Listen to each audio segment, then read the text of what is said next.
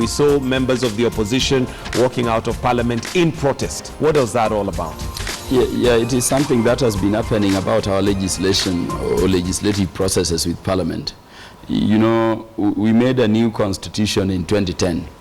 And really, if you remember, we removed the executive from parliament. We took the president out of parliament, we took ministers out of parliament, and we said parliament will be members of parliament. Right. Indeed, once we are there, we should be operating as a unit, not either CORD or Jubilee, not opposition, not government. I've said here before that we don't have an opposition, we don't have government. We have members of parliament acting, you know, as one unit for the good governance of the country as legislators, right. and of course, you know, leaders doing other things. Now, what has happened also in the constitution is that the executive then has its functions, parliament has its functions. In terms of the power to legislate, if anybody bothered to look at Article 94, it says the legislative authority of the country is derived from the people and is vested in parliament and exercised by parliament, not parliament and either the executive or the judiciary.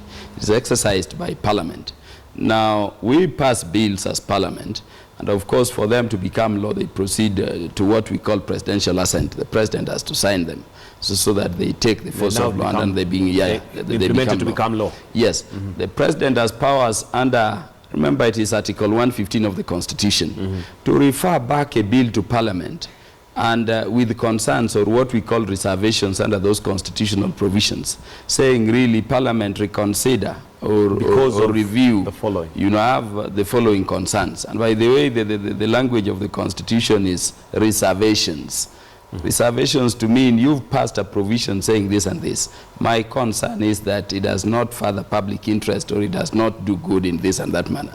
Now, what we've had in the past, and this has cut across, you know, a bulk of several laws, you know, going to around 21 by my counting yesterday, is that Parliament using the power not to assent and refer a bill back to Parliament with reservations for reconsideration has been coming up with provisions which at times go against the real content of the basic law already passed. If you remember, most of these laws initially originate by policy, you know, initiatives from the executive, and some are even legislated. Now, what we've had before is that, of course, these provisions come, and if you are to overturn that presidential reservation, or, you know, a provision that is proposing to be put in a law, replacing another or just totally new, then you need 2/3 of the members of Parliament sitting to agree.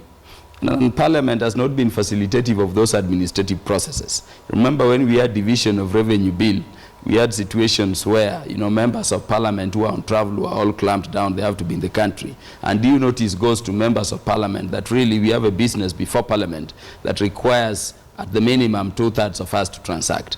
Now, what has been happening is that is lacking. You get, you know, something called the presidential referral or memorandum on another paper. And of course, they have been coming in the manner they come, and they become law simply because by omission, Parliament cannot marshal the numbers due to other engagements.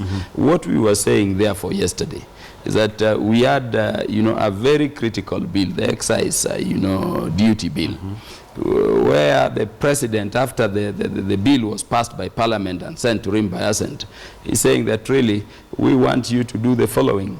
Fruit juices, vegetable juices, whether with sugar or not, will attract an additional 10 shillings per liter. I mean, this is a government which is fighting alcoholic drinks and you know, second generation, you know, alcohols around. You want to encourage people to take soft drinks as an alternative, but you are increasing prices of very basic drinks. You can imagine the array of drinks that will be affected by such provisions. We had a situation where if it is a border, and you remember this is an initiative which started during President Kibaki, the idea that we can import, you know, motorcycles into the country. In fact, under Kibaki it was duty-free, purely duty-free.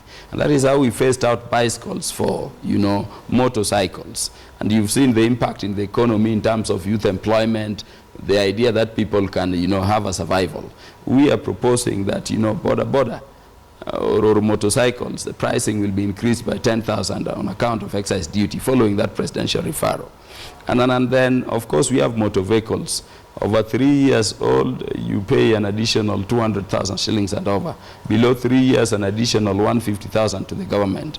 what we were protesting about is, number one, when we sat in Parliament yesterday, in fact, I can tell the nation that we had the numbers, and if you are watching the proceedings, there is a time I was shouting, saying, Speaker, the majority leader is the whipping members of the Jubilee coalition out of Parliament, so that Parliament is disabled in So that the numbers overturning the presidential assent. And we had a situation where the Finance Committee, which is the committee dealing with those matters that we had under the bill, had made a report saying, really, we reject everything and we propose a deletion.